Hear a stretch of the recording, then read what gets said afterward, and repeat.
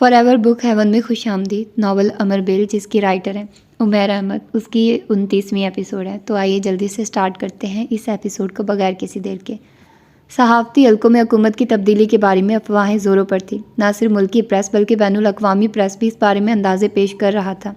अलीज़ा के ऑफिस में भी रोज़ इसी बारे में गुफ्तगू होती रहती। ये खबरें उस वक्त और ज़ोर पकड़ गई जब फ़ौज के एक कबर कमांडर ने, जो एक हुकूमती ओहदेदार के रिश्तेदार थे, वज़ीर आज़म से मुलाकात की। अगले चंद दिनों में आर्मी चीफ ने उनसे इस्तीफ़ा ले लिया। प्रेस की क्या सराहियाँ थी कि उन्होंने हुकूमती हल्कों को आर्मी के प्लान ऑफ एक्शन के बारे में मुतला करने की कोशिश की थी। हुकूमत अब बस किसी वक्त भी जा सकती है क्योंकि तमाम तैयारियां पूरी हो चुकी हैं। ब्यूरोक्रेसी के बड़े बड़े नाम जिनकी उस हुकूमत में रिश्तेदारियां हैं, उनमें से अक्सर तवील रुखसत पर मुल्क से बाहर जा चुके हैं या जा रहे हैं, और ये वो लोग हैं जो उड़ती चिड़िया के पर गिन लेते हैं। वज़ीर चाहे जितने भी बयान क्यों ना देते फिरें कि हुकूमत को कोई ख़तरा नहीं है, उनकी बात पर यकीन नहीं किया जा सकता। उस दिन भी लंच ब्रेक में यही डिस्कशन हो रही थी और असद हमायूं बड़ी ज़ोरों शोर से अपना तबसरा कर रहा था। लीज़ा लंच करते हुए वहाँ होने वाली गुफ्तगू सुनने में मसरूफ़ थी। वो खुद ऐसी डिस्कशंस में हिस्सा नहीं लेती थी। उसकी वाहिद सरगर्मी हर एक की राय को गौर से सुनना होता था। ख़ास तौर पर वो ब्यूरोक्रेट्स जिनके रिश्तेदार आर्मी में हैं, उन्हें तो पहले टिप्स दी जा रही हैं। मकसूद जाफिर ने गुफ्तगू में ही शामिल होते हुए कहा, एक होती है मिलिट्री ब्यूरोक्रेसी और दूसरी होती है सिविल ब्यूरोक्रेसी। पाकिस्तान में दोनों बारी बारी हुकूमत करते हैं, मिलकर खाते हैं, मिलकर आते हैं। असद हमायूं की बात में मकसूद जाफिर ने टुकड़ा लगाया, मगर मिलकर जाते नहीं हैं। जाएंगे क्यों? अभी इस मुल्क की रगों में खासा खून है, अगले कई साल चूसा जा सकता है। इस बार साहले ने तबसरा किया था, हर 6 माह बाद फ़ौज के आने की अफवाह गर्दिश करने लगती है। मेरी तो ये समझ में नहीं आता कि आखिर हम कब तक अफवाहों पर इस तरह डिस्कशन करते रहेंगे। इस बार असमत ने कहा था, जर्नलिस्ट का काम ही अफवाहों को डिस्कस करना होता है। आपको हमारी बातों पर यकीन आए या ना आए, मगर इस बार आप मेरी खबरों की सदाकत पर यकीन ले आएंगी। असद हमायूं ने असमत की बात के जवाब में कहा था। असमत ने जवाब में कुछ कहने की बजाय चाय पीने पर इत्तफाक किया था, मगर अलीज़ा सोच में डूबी हुई थी कि चंद दिन पहले उमर जहांगीर इसी तब्दीली की बात कर रहा था जिसके बाद वो एक बेहतर पोजीशन में आ जाएगा। वो सोच रही थी, क्या उसके खिलाफ होने वाली इंक्वायरी, क्या उसकी तरफ से की जाने वाली प्रेस कॉन्फ्रेंस एक सोची समझी स्कीम का हिस्सा है, और वो आखिर उस कॉन्फ्रेंस से क्या एडवांटेज हासिल कर सकता है। और फ़ौज अगर हुकूमत में आ भी गई तो उमर जहांगीर को उससे क्या हासिल हो सकता है। उसे बहुत सारे सवाल परेशान कर रहे थे। उसके सारे सवालों के जवाब उसे अगले हफ्ते मिल गए थे। मुल्क में फ़ौज ने हुकूमत संभाल ली थी और हुकूमत संभालने के बाद जो मुख्तलिफ नोटिफिकेशंस जारी किए गए थे, उनमें से एक कुछ सरकारी अफसरों की बहाली का भी था, और उन सरकारी अफसरों में उमर जहांगीर भी शामिल था। उसे न सिर्फ बहाल कर दिया गया था बल्कि उसी शहर में दोबारा तैनात कर दिया गया था जहाँ वो पहले पोस्टेड था। उसकी इंक्वायरी का क्या बना, इसके बारे में कोई इत्तला नहीं थी। हुकूमत वैसे भी इतने ज़रूरी कामों में उलझी हुई थी कि उमर जहांगीर जैसे एक मामूली अफसर के केस के लिए उसके पास वक्त नहीं हो सकता था। और प्रेस खुद भी हुकूमत की उस हर नई हिकमत अमली को फॉलो करने में इतना मसरूफ़ थी कि उमर जहांगीर एकदम जैसे बैकग्राउंड में चला गया था। अगर किसी को वो याद था तो वो अलीज़ा सिकंदर थी या साहिया परवेज़। उसकी बहाली की खबर ऑफिस में डिस्कस होने पर साले ने उससे कहा था, तुम्हारा कज़न वाकई बहुत खुशकिस्मत है, हर बार मक्खन से बाल की तरह निकल जाता है या निकाल लिया जाता है। वाकई उसकी किस्मत किसी ख़ास कलम से लिखी गई है। लीज़ा जानती थी ये तारीफ़ नहीं थी। साले खासी मायूस नज़र आ रही थी। उसकी प्रेस कॉन्फ्रेंस और वो इल्ज़ामात यकीनन एक पुलई था। साले ने अपनी बात जारी रखते हुए कहा, तुम्हारे कज़न को यकीनन पता होगा कि गवर्नमेंट जाने वाली है और इसके बाद हुकूमत में कौन आ रहा है। उसको हुकूमत की गुड बुक्स में रहने के सारे तरीके आते हैं। मेरी तरफ से मुबारकबाद देना उसे।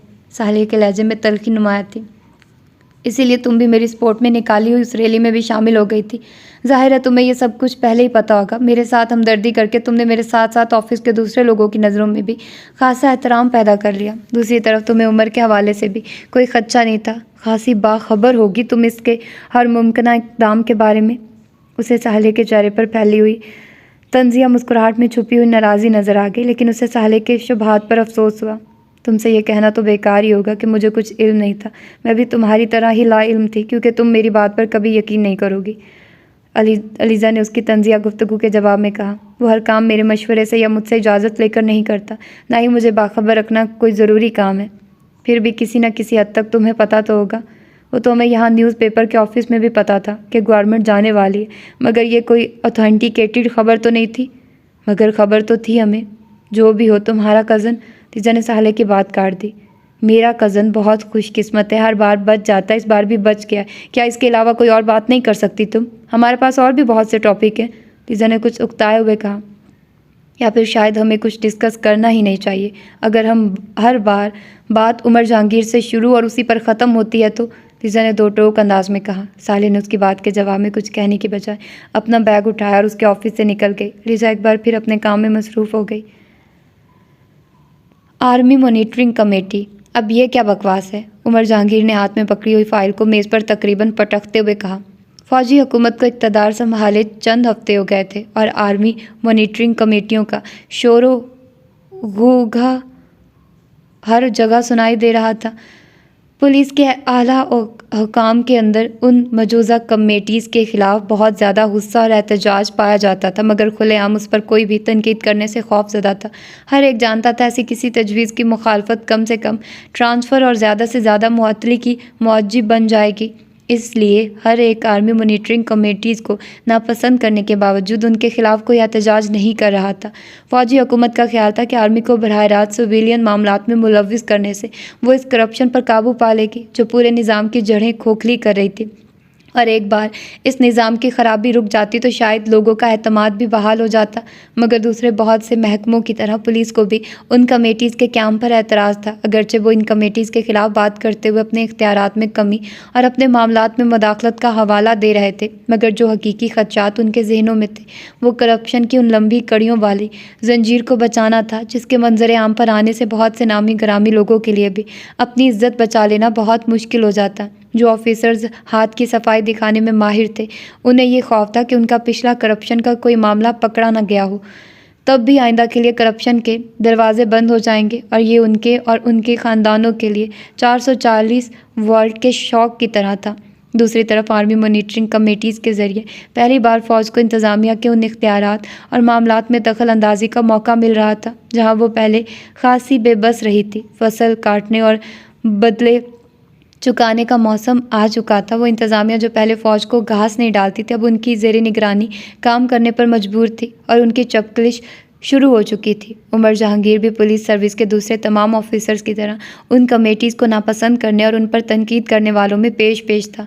उस दिन भी सूबाई दारुल हुकूमत में पुलिस ऑफिसर्स का एक इजलास हो रहा था, जिसमें आर्मी और हुकूमत के लिए लत्ते लिए जा रहे थे। एक दिन पहले सूबाई गवर्नर उन्हीं पुलिस ऑफिसर से अपने खिताब के दौरान पुलिस की नाकुस कारकर्दगी और करप्शन पर उन्हें खरी खरी सुना चुके थे। उन्होंने अपनी 45 मिनट की फिलबद यही तकरीर में एक बार भी पुलिस को किसी काम के लिए नहीं सराहा था और इस चीज़ ने उन ऑफिसर्स के गुस्से को कुछ और हवा दी थी। गवर्नर 24 घंटे लॉ एंड ऑर्डर की बात करते रहते हैं, उन्हें पता है लॉ एंड ऑर्डर होता क्या है? उस रोज़ ऑफिसर्स में से एक ने गवर्नर की तकरीर पर बात करते हुए कहा। उनका ताल्लुक़ आर्मी से है। रात को सोए सुबह उन्हें पता चला कि वो गवर्नर बन गए और फिर उन्हें अचानक याद आ गया कि सूबे में एक पुलिस फोर्स भी है जिसे बुरा भला कहेंगे तो अगले दिन अखबार के पहले सफ़े पर हेडलाइन बन जाएगी। लोगों में गवर्नर की नेक नामी बढ़ेगी। अपने नंबर बनाने के अलावा और कर क्या रहे हैं वो? एक और पुलिस ऑफिसर ने तबसरा किया। उनका काम सिर्फ एक है, बारी बारी अखबार नवीसों और आलम नवीसों को अपने साथ मुख्तलिफ इलाकों के ज़ाती दौरों पर ले जाना और फिर वापसी पर उन कालम नवीसों के तारीफ़ों से भरपूर कॉलम पढ़ना। लोग समझते होंगे क्या गवर्नर पाया है। खुलफा राशिदीन का ज़माना लौट आया है कि गवर्नर हर वक्त गश्त पर रहने लगा है। उन्हें ये पता नहीं है कि गवर्नर भी एक सियासतदान की तरह कन्विंसिंग कर रहा है, अपने लिए नहीं, अपने ऊपर के बॉसेस के लिए। एक फरमाइशी कहका लगाया गया। शायद उमर वहाँ वाहिद था जो संजीदा रहा था। उनका ख्याल है इस तरह 24 घंटे हमारे सर पर सवार रहकर वो हमें नकील डाल देंगे, यहीं अपने इशारों पर चला लेंगे। एक और तुंद मिजाज ऑफिसर ने कहा। और ये जो नोटिफिकेशन जारी हुआ है कि उन कमेटीज़ के साथ मुकम्मल ताउन किया जाए, आखिर क्यों मुकम्मल ताउन किया जाए? सिविल सर्विस में हम इसलिए आए थे कि हम वलाखिर उन कैप्टन और मेजर के रैंक के ऑफिसर को अपने ताउन की यकीन दहानियाँ करवाते फिरे। उमर एक बार फिर बोला। पहले ही फील्ड में इन सर्विस आर्मी ऑफिसर को डेपोटेशन पर भिजवा रहे हैं जो पहले रिटायर हो चुके हैं। उन्हें धड़ाधड़ कॉन्ट्रैक्ट्स के ज़रिए हर जगह ला बिठाया है। आर्मी वालों को सिविल सर्विस में लिया जा रहा है, फिर भी कभी उन्हें चैन नहीं है। वो चाहते हैं जो थोड़ी बहुत पावर्स दूसरे महकमों के लोगों के पास रह गई हैं उन्हें भी छीन लिया जाए। एक और ऑफिसर ने कहा, नहीं, ये काम वो नहीं करेंगे, बराह रास्त हमारी सीटों पर आकर नहीं बैठेंगे। ये तो गालियां खाने वाली जगह है, यहाँ आकर वो आवाम से गालियां क्यों खाएं? वो बस हमें अपनी मुट्ठी में रखना चाहते हैं। आवाम भी खुश कि भाई बड़ी मेहनत कर रही है आर्मी पुलिस की कार्यकर्दगी बेहतर करने के लिए। इस बार उमर ने कहा, और ऊपर से हमारा महकमा मुंह उठाए सोचे समझे बगैर धड़ाधड़ नोटिफिकेशंस और सर्कुलर्स जारी कर रहा है। फर्मा बरदारी और ताबेदारी के लिए सबक पढ़ा रहा है हमें। उमर को अपने महकमे के अफसरान बाला पर एतराज़ हुआ। उनकी मजबूरी है, वो क्या करें? अगर ये ना करें तो कौन हुकूमत से मुखासमत मोल लेना चाहेगा, और वो भी अपनी जॉब और अपने करियर को दाव पर लगाकर। सबसे बेहतर तरीका अपनी जान बचाने का यही है कि सर झुकाओ, ऊपर वालों की हाँ में हाँ मिलाओ और अपनी जान बचाओ। माइट इज़ राइट, और इस वक्त ये माइट किसके पास है सभी जानते हैं, एक अदर जूनियर अफसर ने कहा। और ये मुकाबला करते हैं हमारे साथ और नसीहतों के टोकरे लेकर आ जाते हैं। जितना काम पुलिस का एक सिपाही करता है उतना फ़ौज के एक जवान को करना पड़े तो उन्हें पता चले। 12-12 घंटे की ड्यूटी देने के बाद भी उन्हें मिलता क्या है? ना बीवी बच्चों की कोई सहूलतें होती हैं, ना खुद उसे, और जो आम लोगों की बेइज्जती बर्दाश्त करनी पड़ती है वो अलग। और ये जिन्हें बच्चों की तालीम से लेकर उनके इलाज तक की सहूलतें दस्तयाब होती हैं और घर के राशन तक पर रियायत मिलती है, ये हर कदम पर अपना और उनका मुकाबला करने खड़े हो जाते हैं। ये भी ज़रा इसी 4-5 हज़ार में उन तमाम सहूलतों के बगैर धक्के खाते हुए अवाम की खिदमत करें तो फिर मैं मानूँ कि हाँ भाई, बड़ा जज्बा और डिसिप्लिन है इनमें, वाकई हुब्बुल वतनी पाई जाती है। एक और ऑफिसर ने तनफुर भरे अंदाज में कहा। बहरहाल ये बात तय है कि कम अज़ कम मैं अपने कामों में उन्हें मदाखलत के लिए खुली छुट्टी नहीं दूंगा। मुझे उन्हें सर पर नहीं चढ़ाना, उमर ने जैसे हतमी अंदाज में कहा। अब इसकी वजह से सर्विस रिकॉर्ड ख़राब होता है तो हो जाए, गले में रस्सी बांधकर कम अज़ कम मैं किसी के सामने मैं नहीं कर सकता। अगर यही काम करना होता तो फिर इस सर्विस में आने के बजाय कहीं और बैठा होता, उमर ने जैसे अपना फ़ैसला सुनाते हुए कहा। वहाँ बैठे हुए दूसरे किसी ऑफिसर ने उसकी बात के जवाब में कुछ नहीं कहा था, मगर उनके चेहरों के तासुरात वाज़े तौर पर ये बता रहे थे कि वो सभी आइंदा आने वाले दिनों में तकरीबन इसी किस्म की हिकमत अमली अपनाने वाले थे जो उमर ने अपनाने का ऐलान किया था। मेरा नाम मेजर लतीफ़ है। मेरे और मेरी टीम के बारे में आपके पास नोटिफिकेशन और तफसीलात तो पहले ही पहुंच गई होंगी। उमर जहांगीर खामोशी से बेतासुर चेहरे के साथ मेज़ के दूसरी तरफ बैठे हुए खाकी यूनिफॉर्म में मलबूस अपनी ही उम्र के उस मेजर पर नज़रें जमाए बैठा रहा जो बड़े मेकानिकी अंदाज में चंद फाइल सामने टेबल पर रख के पिछले 5 मिनट से मुसलसल बोल रहा था। वो कुछ देर पहले 2 दूसरे फौजियों के साथ उसके ऑफिस पहुंचा था और खाकी यूनिफॉर्म में मलबूस उन 3 अफराद के वहाँ पहुँचने पर उसके अमले में जो हड़बोर्डिंग मची थी उसने उमर जहांगीर की नागवारी में इजाफा कर दिया था। वो तीनों आज पहली बार वहाँ आए थे और अगरचे वहाँ आने से पहले उमर जहांगीर को उनके बारे में मतला किया गया था और उसने अपने मतहत अमले को भी आर्मी मॉनिटरिंग टीम के आम के बारे में बता दिया था और यकीनन उसका अमला बहुत मोहतात हो गया था। उन्होंने अपना रिकॉर्ड वगैरह भी दुरुस्त करने की कोशिश की थी, मगर इसके बावजूद उन तीनों के वहाँ आने पर उमर जहांगीर ने उनकी हवास बाख्तगी देख ली थी। वो लाशऊरी तौर पर खौफजदा थे। अब वो मेजर उसके ऑफिस में उसके सामने बैठा उसे आइंदा आने वाले दिनों में अपने लाया अमल के बारे में मतला कर रहा था। वो यकीनन खासा होमवर्क करके आया था और उमर के लिए ये कोई नई या अनोखी बात नहीं थी। उन लोगों का इंटेलिजेंस का निज़ाम इतना फ़ाल और मुअस्सिर था कि चंद घंटों के अंदर वो अपनी मतलूबा मालूमात हासिल कर सकते थे। इसीलिए वो तकरीबन उसके ज़ेरे एहतमाम आने वाले हर पुलिस स्टेशन के बारे में बुनियादी मालूमात रखने के अलावा उनकी कार्यकर्दगी के बारे में भी खासा इल्म रखता था। अपने लबो लहजे से वो कोई बहुत ज़्यादा दोस्ताना मिजाज का हामिल नहीं लगता था और ये शायद आर्मी में होने की वजह से था या फिर इस जिम्मेदारी की वजह से जो उसे सौंपी गई थी। वो किसी लगी लिपटी के बगैर बात कर रहा था और उमर जहांगीर के चेहरे पर वक्तन फ़वक्तन उसके तबसरों पर उभरने वाली नागवारी के तासुरात को मुकम्मल तौर पर नज़रअंदाज कैसे हुए था।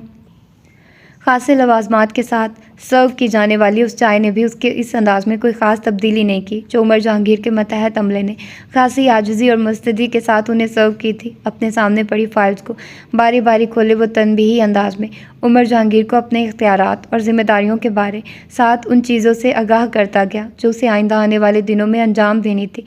उमर जहांगीर चाय पीते हुए किसी किस्म के तबसरे के बगैर बड़ी खामोशी से उसकी गुफ्तगू सुनता गया। जब उस लंबी चौड़ी गुफ्तगू का इख्तिताम हुआ तो उमर जहांगीर ने बड़े दोस्ताना अंदाज में अपनी बात का आगाज़, वो पहली ही मुलाकात में इख्तलाफात का आगाज़ नहीं करना चाहता था। आप लोगों को मेरी तरफ से पूरा ताउन हासिल रहेगा, ना सिर्फ मेरी तरफ से बल्कि मेरे अमले की तरफ से भी, और आपके इस निगरानी के काम से मुझे खासी मदद मिलेगी, बल्कि खासी आसानी हो जाएगी कि मुझे अपने अमले की कारकर्दगी का पता चलता रहेगा और मैं उनकी खामियों से आगाह होता रहूँगा। उमर ने बड़े इत्मीनान से कहते हुए सामने बैठे मेजर के चेहरे पर नज़र दौड़ाई, जो उसके आखिरी चंद जुमलों पर अपनी कुर्सी पर पहलू बदल कर रह गया था। और इससे पहले कि उमर अपनी बात जारी रखते हुए कुछ और कहता, उस मेजर ने उसकी बात काट दी। कुछ थोड़ी सी गलत फहमी है जो होनी तो नहीं चाहिए थी, क्योंकि मैंने आपको खासी लंबी ब्रीफिंग दी है, मगर फिर भी आपको हो गई है। हम आप समेत आपके अमले को मॉनिटर करने आए हैं, आपको असिस्ट करने नहीं। खुरदरे लहजे में कह गया उस जुमले ने चंद लम्हों के लिए उमर को खामोश कर दिया। वो जानता था इस वक्त उसके चेहरे पर कहीं रंग आकर गुजरे होंगे, इसलिए यह गलत फहमी दूर हो जानी चाहिए कि मेरी टीम यहाँ आपकी मदद के लिए भेजी गई है। आपकी मदद के लिए आपका अपना अमला काफ़ी है, आप उन्हीं पर इस मामले में इन्हिसार करें तो बेहतर है। उस मेजर के तर्किश में अभी खासे तीर बाकी थे। हम लोग सिर्फ ये चाहते हैं कि आप लोगों की वर्किंग फेयर और बेहतर हो, और ये इस शहर के पुलिस के सरबराह के तौर पर आपकी जिम्मेदारी है। हम सिर्फ ये देखेंगे कि आप और आपका अमला इस जिम्मेदारी को किस तरीके से पूरा कर रहा है। वो मेजर शायद महमूदो अयाज को एक ही सफ़ में खड़ा कर देने के मकौले पर अमल करने में यकीन रखता था, या फिर गरबाए कुश्तन रोज़े अव्वल पर अमल पहरा था। कमरे में मौजूद अपने मतहत पुलिस ऑफिसर्स के सामने उमर जहांगीर ने अपनी हद तक महसूस की कुछ देर पहले का दोस्ताना रवैया इख्तियार करने का फ़ैसला उसने चंद सेकंड्स में बदल दिया था। मैं जिस तरह काम कर रहा हूँ उसी तरह करता रहूँगा। आर्मी मॉनिटरिंग टीम की मॉनिटरिंग से इसमें कोई तब्दीली नहीं आएगी, क्योंकि मैं बहुत अच्छे तरीके से काम कर रहा हूँ, इतने ही अच्छे तरीके से जितने अच्छे तरीके से मुमकिन है, क्योंकि मैं अपना काम सीख कर आया हूँ और इस सारे निज़ाम को आपसे बेहतर जानता हूँ। और जहाँ तक अमले की कारकर्दगी का ताल्लुक है तो वो भी बेहतर है, मगर इससे ज़्यादा बेहतरी भी हो सकती है, क्योंकि बेहतरी की गुंजाइश तो हर जगह होती है, बिल्कुल उसी तरह जिस तरह आर्मी में। उस मेजर के चेहरे पर एक रंग आकर गुजर गया। और इस बेहतरी के लिए मैं खासी कोशिश कर रहा हूँ, क्योंकि हम लोगों को सर्व करने के लिए इस शोबे में आए हैं, बल्कि इसी तरह जिस तरह आप लोग सर्व कर रहे हैं। इस बार उस मेजर ने अपनी कुर्सी पर एक बार फिर पहलू बदला। अब देखते हैं इस मामले में हम और आप मिलकर क्या कर सकते हैं, उमर ने मिल पर जोर देते हुए कहा। सामने बैठे हुए मेजर ने एक बार फिर पहलू बदला। यकीनन उसने उमर के बारे में अपनी राय बदलनी शुरू कर दी थी। आपसे अब आइंदा मुलाकात रहा ही करेगी तो तफसील से बाकी मामलात पर गुफ्तगू होगी। आज के लिए तो मेरा ख्याल है इतना ही काफ़ी है। आप मेरे पुलिस स्टेशन का राउंड लेना चाहें तो मैं ASP को हदायत दे देता हूँ, वो आपको रिकॉर्ड समेत बाकी चीज़ों से आगाह कर देगा और आप घूम फिर कर भी देख सकते हैं। फिर इसके बाद अगली मुलाकात में तफसील से बात करेंगे। उमर जहांगीर ने अपने अंदाज से उन्हें ये जता दिया था कि अब उन्हें वहाँ से चले जाना चाहिए, क्योंकि मीटिंग बहुत लंबी हो गई थी। जुमले को यहीं ख़त्म करने पर उसने इक्तफ़ा नहीं किया, बल्कि इंटरकॉम का रिसीवर उठाकर पुलिस स्टेशन के विज़िट के बारे में हदायत भी देने लगा। मेजर लतीफ़ अपनी जगह से खड़ा हो गया। उसे खड़ा होते देखकर उसके साथ मौजूद दूसरे फौजी भी खड़े हो गए। उमर ने इंटरकॉम का रिसीवर रख दिया और ख़ुद भी खड़ा हो गया। उसने एक मसनूई मुस्कुराहट के साथ अपनी जगह पर खड़े खड़े टेबल के दूसरी तरफ मौजूद मेजर की तरफ हाथ बढ़ा दिया। मेजर लतीफ़ ने तकल्लुफ़न या शायद रस्मन उसके बड़े हुए हाथ को थामते हुए मुसाहिफ़ा किया। आपसे आइंदा आने वाले दिनों में खासी मुलाकातें होती रहेंगी। उमर जहांगीर ने उसके लहजे से अंदाज़ा लगा लिया था कि यह सिर्फ रस्मी जुमला नहीं था, वो यकीनन उसे वार्निंग दे रहा था। ज़रूर, क्यों नहीं, अगर इन मुलाकातों से इस सिस्टम में कोई बेहतरी हो सकती है तो हम ज़रूर मिला करेंगे। उमर ने उसी मसनूई मुस्कुराहट को कुछ मज़ीद गहरा करते हुए कहा। मेजर लतीफ़ ने उसकी बात के जवाब में कुछ नहीं कहा। उसने सिर्फ मेज़ पर पड़ी हुई फाइल्स उठाई और अपने साथियों के साथ ऑफिस से निकल गया। उमर ने कमरे में मौजूद DSP बदर जावेद को उसके निकलते ही दुरुस्ती से कहा, मुझे इस मेजर और इस कमेटी के तमाम लोगों के बारे में मुकम्मल इन्फॉर्मेशन चाहिए, हर किस्म की इन्फॉर्मेशन, फैमिली बैकग्राउंड से लेकर हर पोस्टिंग तक मुकम्मल तफसीलात के साथ। बदर जावेद ने उसकी बात पर सर हिलाते हुए कहा, ओके सर। सारे पुलिस स्टेशन से कहो अपना रिकॉर्ड अपडेट करें, किसी किस्म की कोई कोताही नहीं होनी चाहिए, ना ही मैं बर्दाश्त करूँगा। This man is going to give us a very tough time. उसने मेजर लतीफ़ के बारे में तबसरा किया। ये गढ़े मुर्दे उखाड़ने और बाल की खाल उतारने वाला आदमी है और ख़ासा बुग्स पालने वाली टाइप्स में से है। मैं नहीं चाहता कि तुम लोगों की वजह से मैं इसके सामने शर्मिंदगी का शिकार हूँ। उमर जहांगीर ने उसे तनबीह करते हुए कहा। कोई कोताही नहीं होगी सर, बदर जावेद ने एक बार फिर यकीन दिलाया। ठीक है, तुम जाओ, उसने इंटरकॉम उठाते हुए हाथ के इशारे से उसे जाने का इशारा किया। ज़फ़र तुम अंदर आओ। उसने अपने पीए को इंटरकॉम पर अंदर आने की हदायत दी और फिर इंटरकॉम का रिसीवर रखकर उस रिपोर्ट के बारे में सोचने लगा जो मेजर लतीफ़ से होने वाली इस मुलाकात के बारे में तैयार करवाने वाला था। वो जानता था अपने ऑफिस में पहुंचकर मेजर लतीफ़ भी उसी जोशो खरोश से उस मीटिंग के बारे में रिपोर्ट तैयार करने का सोच रहा होगा। जुनैद के घर वाले कल खाने पर आ रहे हैं, शाम की चाय पर, नानो ने अलीज़ा को बताया। अलीज़ा ने मामूल के अंदाज में उन्हें देखा। जुनैद के घर वालों का उनके यहाँ खाने पर आना कोई नई बात नहीं थी। नानो अक्सर उन्हें अपने यहाँ मदु करती रहती थी और ख़ुद जुनैद की अम्मी भी उन दोनों को अपने यहाँ खाने पर बुलाती रहती थी। इसलिए अलीज़ा ने किसी ख़ास रद्द अमल का इजहार किए बगैर चाय पीते हुए सरस हिला दिया। शादी की तारीख तय करना चाह रही हैं वो, इसी सिलसिले में आ रहे हैं। नानू ने अपनी बात मुकम्मल की। वो चाय पीते पीते रुक गई। शादी की तारीख? उसने ताज्जुब से कहा। नानू को उसकी हैरत पर हैरत हुई। 1 साल गुजर चुका है लीजा। वो लोग मंगनी के 1 साल बाद ही शादी करना चाहते थे। नानू ने जैसे उसे कुछ याद दिलाया। लीजा ने हाथ में पकड़ा हुआ कप मेज़ पर रख दिया। मगर जुनैद ने तो मुझसे इस सिलसिले में कोई बात नहीं की। उसने ज़रूरी नहीं समझा होगा, ये कोई गैर मामूली बात तो नहीं है। नानू ने कदरे बेनियाजी से चाय का एक कप बनाते हुए कहा। फिर भी उसे मुझसे बात तो करना चाहिए थी, या फिर फरी ही कुछ बता देती। मैं पिछले हफ्ते ही तो उनके घर पर थी और फिर अभी परसों मेरी उससे बात हुई है। लीजा ने जैसे खुद कलामी की। अब कल खाने पर आ रहे हैं तो तुम खुद ही उससे पूछ लेना कि क्यों उसने तुम्हें नहीं बताया। लेकिन मार्च में वो शादी करना चाह रहे हैं, इसके बारे में तो मैंने तुम्हें चंद माह पहले बताया था। नानू को अचानक याद आया। लीजा ने कुछ कहे बगैर चाय का कप उठा लिया। अच्छा ही है, जितनी जल्दी मैं इस जिम्मेदारी से भी फारिग हो जाऊँ उतना ही अच्छा है, नानू ने बुड़बुड़ाते हुए कहा। क्या शादी चंद माह आगे नहीं हो सकती? लीजा ने अचानक कहा। चंद माह आगे मगर क्यों? नानू ने कुछ चौंक कर पूछा। वो कुछ जवाब नहीं दे सकी। चंद माह आगे किस लिए? नानू ने एक बार फिर अपनी बात दोहराई। बस ऐसे ही। उससे कोई जवाब नहीं बन पाया। कोई मुनासिब बात तो नहीं होगी ये। वो लोग शादी आगे करने की वजह जानना चाहेंगे। आप कह दें कि अभी हम तैयारी कर रहे हैं। लीजा की बात पर नानू मुस्कुराई। जुनैद की अम्मी जानती है कि हमारी तैयारी मुकम्मल हो चुकी है। वो कैसे जानती हैं? मुझसे हर दूसरे तीसरे दिन राब्ता होता रहता है उनका, मैं खुद उन्हें बताती रहती हूँ, नानू ने कहा। आप भी नानू। बस लीजा से कोई जवाब नहीं बन पड़ा। कोई दूसरा बहाना भी तो कर सकती हैं, लीजा ने चंद लम्हों की खामोशी के बाद कहा। अभी मुझे समीना और सिकंदर से बात करनी है। देखना है कि समीना कब बाहर से आ सकती है, फिर सिकंदर की मसरूफियात का देखना है। डेट तो इसके बाद ही तय की जाएगी, नानू ने कहा। और अगर मम्मी नहीं आ सकी या उन्होंने डेट आगे करने को कहा तो? लीजा को अचानक ख्याल आया। नहीं, समीना ऐसा कुछ नहीं कहेगी। मैंने उससे पूछ कर ही उसकी सहूलत के मुताबिक तारीख तय करूँगी, और उसके ना आने का तो सवाल ही पैदा नहीं होता। क्या वो अपनी बेटी की शादी पर नहीं आएंगी? नानू ने उसके क्यास को मुकम्मल तौर पर रद्द करते हुए कहा। फिर भी नानू, बेहतर होता अगर आप चंद माह और इंतज़ार कर लेती। आखिर किस लिए? बस वैसे ही, जुनैद को थोड़ा और जान लेती मैं, उसने चाय का सिप लेते हुए कहा। मैं तो समझती हूँ कि तुम जुनैद को अच्छी तरह जान चुकी हो। 1 साल काफ़ी होता है किसी को जानने और परखने के लिए, और जुनैद इस तरह का लड़का तो नहीं कि उसके बारे में इतना ज़्यादा मोहतात होना पड़े। नानू ने कदरे हैरत का इजहार करते हुए कहा। मेरा ख्याल था तुम्हारी उसके साथ खासी अच्छी अंडरस्टैंडिंग हो चुकी है। हाँ, वो अच्छा है, मगर अंडरस्टैंडिंग? वो बात करते करते रुक गई। अंडरस्टैंडिंग क्या? नानू ने कुछ ना समझने वाले अंदाज में कहा। बाज़ दफ़ा मुझे लगता है उसके साथ मेरी कोई अंडरस्टैंडिंग नहीं है, लीजा ने कदरे उलझे हुए अंदाज में चाय का कप रखते हुए कहा। यह क्या बात हुई? नानू भी उलझ गई। तुमने पहले कभी जुनैद के बारे में इस तरह की बात नहीं की। तुम तो हमेशा उसकी तारीफ़ ही करती रही हो। हाँ, मैंने आपसे कभी उसके बारे में इस तरह की बात नहीं की, और मैं उसकी तारीफ़ ही करती रही हूँ, उसने उन्हीं के अंदाज में कहा। और तुम्हें उसकी फ़ैमिली भी बहुत पसंद है? हाँ, मुझे उसकी फ़ैमिली भी पसंद है, बल्कि मेरा तो ख्याल था कि तुम मेंटली पहले ही उनके यहाँ एडजस्ट कर चुकी हो। हाँ, मैं मेंटली पहले ही उनके यहाँ एडजस्ट कर चुकी हूँ, उसने किसी रोबोट की तरह मैं कान के अंदाज में यके बाद दीगरे उनके तमाम जुमले उनके पीछे दोहराते हुए कहा। तो फिर आखिर प्रॉब्लम क्या है? नानू ने कदरे उकताए हुए अंदाज में कहा। पता नहीं प्रॉब्लम क्या है, मगर मैं बाज़ दफ़ा जुनैद को समझ नहीं पाती, उसने कुछ बेबसी से कहा।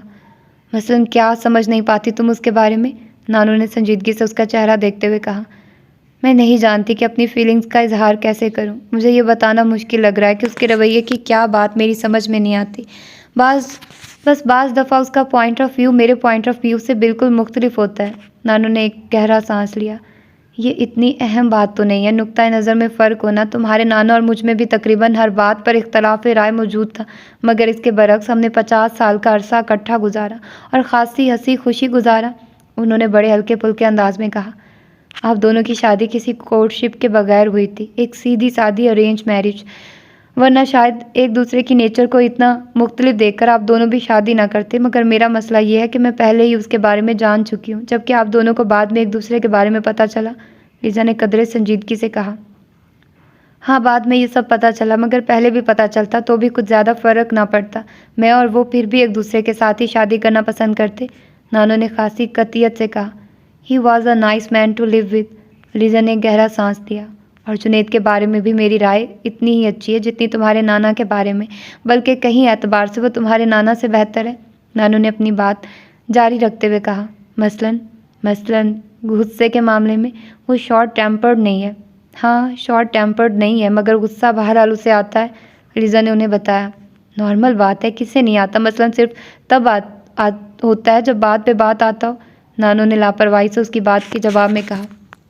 बहुत ख्याल रखने वाला आदमी है। लीजा खामोश रही। खुश मिजाज है, फजूल बहस नहीं करता और छोटे मोटे इख्तलाफात को नज़रअंदाज कर देता है। तुम्हारे नाना में ये चारों खसूसियात नहीं थी, नानू ने यकदम मुस्कुराते हुए कहा।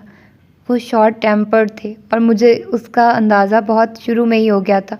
खुश मिजाजी भी उनके मिजाज का हिस्सा नहीं थी। वो खासे कम गो थे, सिर्फ ज़रूरत के वक्त ही बोलना पसंद करते थे, और अगर उनके मिजाज में कुछ शगुफ्तगी आई थी तो जॉब से रिटायर होने के बाद, अपने बुढ़ापे में।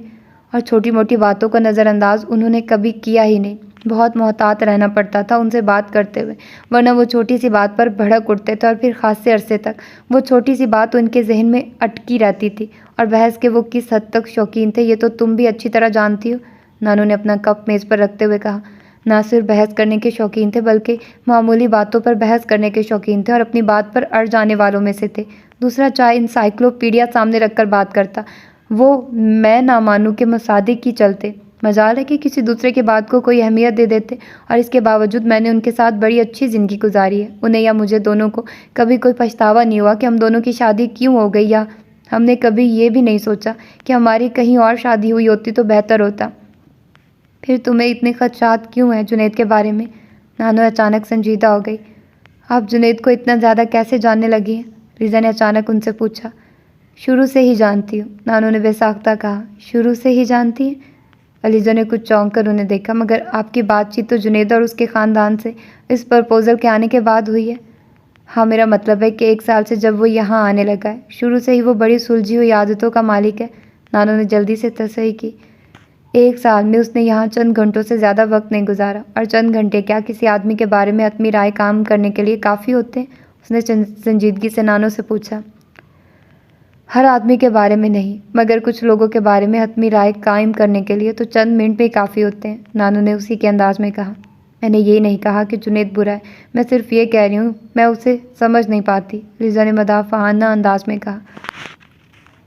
बाज़ दफ़ा तो मुझे तुम्हें समझने में भी दुश्वारी होती है, और बाज़ दफ़ा तुम भी मुझे समझ नहीं पाती होगी, नानू ने उसकी बात काटते हुए कहा। इसके बावजूद हम दोनों की आपस में खासी अंडरस्टैंडिंग है, या फिर तुम ये समझती हो कि तुम्हारी मेरे साथ भी अंडरस्टैंडिंग नहीं है? लीजा उसकी बात पर सिर्फ मुस्कुराई, उसने कुछ कहा नहीं, वरना वो कहना चाहती थी कि हाँ, वो उनके साथ भी बात करते हुए अक्सर उन्हें अपनी बात, अपना नुक्ता नज़र समझाने में नाकाम रहती है। चंद माह उसके साथ और गुजारने के बाद अगर तुम्हें ये एहसास होना शुरू हो गया कि वो तुम्हारे लिए मौजू नहीं है, तो फिर क्या करोगी? नानू ने अपनी बात जारी रखते हुए कहा। ख़ास तौर पर उस सूरत में जब तुम उसके लिए अपने दिल में एक नरम गोशा भी पैदा कर चुकी हो। क्या मंगनी तोड़ दोगी? और क्या ये फ़ैसला उस वक्त ज़्यादा मुश्किल नहीं होगा? नानू ने जैसे एक ऑप्शन उसके सामने हल करने के लिए रखते हुए कहा। लंबी कोर्टशिप में ऐसे मसाइल तो होते ही हैं। जुनैद मुझे बता रहा था पिछले चंद माह में तुम दोनों के दरमियान कुछ इख्तलाफात होते आ रहे हैं। लीजा ने चौंक कर उन्हें देखा। उसे तवक्को नहीं थी कि जुनैद इस तरह की बात नानू से कर सकता था। उसने क्या बताया आपको? कुछ ज़्यादा नहीं, बस वो ये कह रहा था कि तुम उससे कदर नाराज़ रहने लगी हो। उसने आपको ये नहीं बताया कि मैं नाराज़ क्यों रहने लगी हूँ? लीजा ने कुछ नागवारी से पूछा। हाँ, वो कह रहा था कि तुमको उसने उम्र के हवाले से खबरें शाया करने से मना किया था, उस पर तुम। लीजा ने उनकी बात काट दी। हालांकि उम्र के ख़िलाफ़ कोई भी खबर मैंने शाया नहीं की थी, तुम्हारी दोस्त साले ने शाया की थी। तुमने उसको मना भी तो नहीं किया? नानू ने कुछ शाकी नज़रों से उसे देखा। मैं उसे मना क्यों करती? आप इस बारे में मेरे पॉइंट ऑफ व्यू को अच्छी तरह जानती हैं। रिजा ने कहा। जो भी था, मगर मुझे जुनैद की बात बिल्कुल अनरीज़नेबल नहीं लगी। उसकी जगह कोई और भी होता तो तुम्हें इस तरह समझाता। सड़कों पर पोस्टर और बैनर लेकर खड़े होने के लिए और बहुत से लोग होते हैं। हमारी फैमिलीज़ की औरतों को ऐसे कामों में शरीक नहीं होना चाहिए, और फिर अपने ही ख़ानदान के एक फ़र्द के ख़िलाफ़।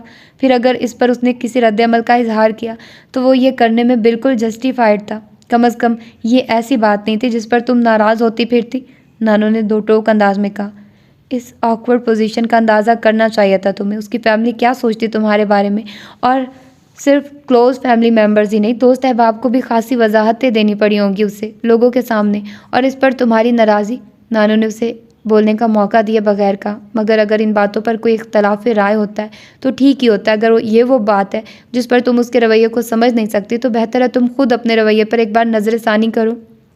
हो सकता है तुम उसके रवैये को समझ सको। तुम्हें अगर ये लगता है कि उसे तुमसे ज़्यादा तुम्हारी फैमिली मेम्बर्स की परवाह है और उनकी इज्जत की फ़िक्र रहती है तो तुम्हें तो खुश होना चाहिए। कम अज़ कम इस मामले में उसका रवैया नामुनासिब नहीं है। नानू ने बड़ी साफ गोई से कहा।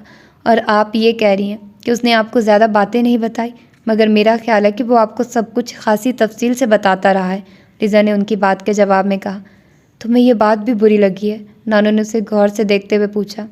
क्या नहीं लगनी चाहिए? उसने जवाबन सवाल किया। नहीं लगनी चाहिए, क्योंकि उसने सब कुछ मेरे इस्तफसार पर बताया था।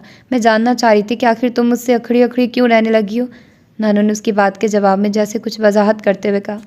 और फिर यकीनन आपने इस सारी सूरत हाल का हल शादी की सूरत में निकाला होगा। नहीं, ये हल मैंने पेश नहीं किया, मैंने सिर्फ तजवीज़ दी थी उससे कि बेहतर है कि तुम दोनों अब शादी कर लो। उसने अपने घर वालों से बात की, उनकी भी यही ख्वाहिश थी, इसलिए। लीज़ा ने उनकी बात काट दी। आप भी नानो बाज़ दफ़ा हद कर देती हैं। उसके लहजे में खफगी थी।